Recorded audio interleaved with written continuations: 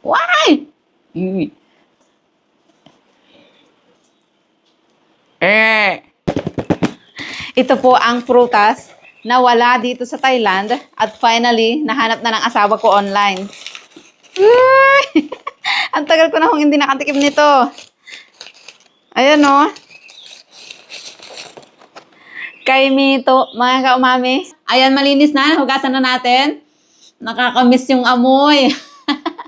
Buksan natin. Wow! Feeling ko hindi pa siya ganun kahinog noong pinitas. Uy!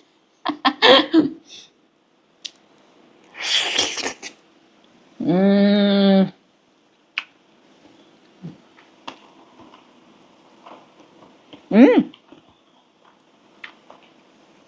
Grabe. Ngayon ko na lang ulit naalala ang lasa niya sa sobrang tagal ko na hong nakatikim. Siguro mahigit 1 dekada na.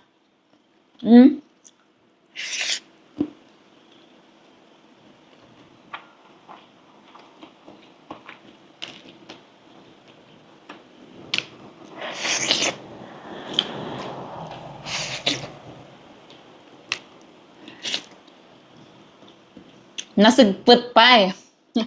Sa Ilocano. Yung bang parang mapakla-pakla pa siya, hindi pa ganun kahinog. Pero para sa akin, okay na dahil nga nakakamiss.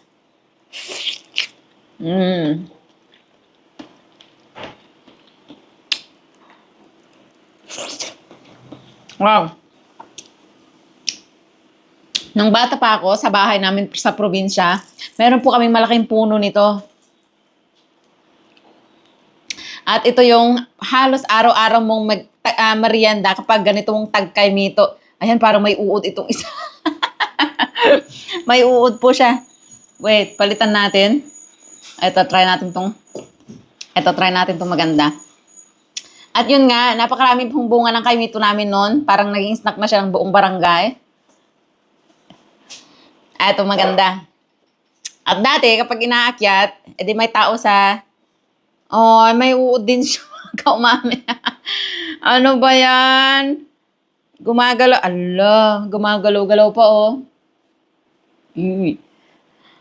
Last, try natin. Para maituloy ko yung kwento ko. Eto, makinis ang balat. Why? Hindi na maganda ang amoy. Buti na lang yung first natin. Isa pa.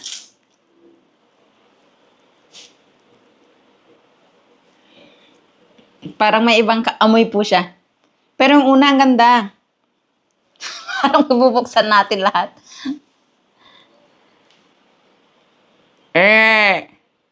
May uod po talaga siya, mga kaumami. Yung una kasi nating kinain, hilaw pa. Ito green din, baka malato. Ano ba? At least natikman na natin, di ba? Napakasarapan naman.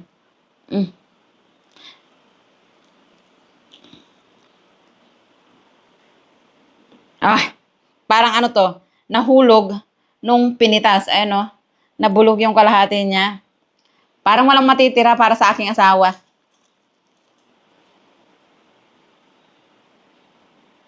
Hindi ho talaga maganda yung amoy. So, ayan, itutuloy ko na lang yung kwento ko. Dati, napakarami hong bunga ng aming puno ng kay Mito. Yung green na kay Mito po siya na ang lalaki. Tapos, yun nga, napakatamis na napakasarap at maraming umaakyat ng mga kapitbahay dahil hindi namin maakyat. Syempre, napakataas. At bulok din. Meron akong kwento, yung naalala ko. Di may umaakyat noon sa puno ng kay Mito namin. Nasa baba ako naghihintay ng ipasasalo. Magaling akong sumalo, mga kaumami dati. Syempre, malalaki yung kay Mito at madulas. Masakit sa kamay. Ngayon, kumuha ako ng pansalo sa loob ng aming bahay. Yung cup ng aking kapatid na lalaki, yung sombrero na tela, yun po yung pinansalo ko. At nung nagamit ko siya sa malaking kay Mito, napunit yung cup. Bagong-bago pa naman yun. Parang galing pa sa Canada na pinadala ng kamag-anak namin. So, sa takot ko na sabihin sa mama ko na napunit yung sombrero dahil pinansalo ko ng kay Mito, itinago ko po siya sa pinaka-siksik, sa pinaka-loob-looban ng aparador. Ayan.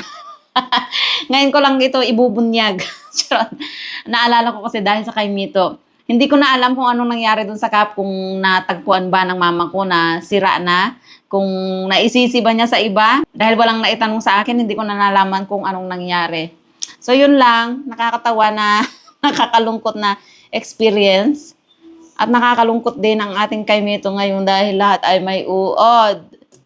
Ano ba yan? Hindi to matitikman ng aking asawa dahil kinain ko na yung pinakamasarap.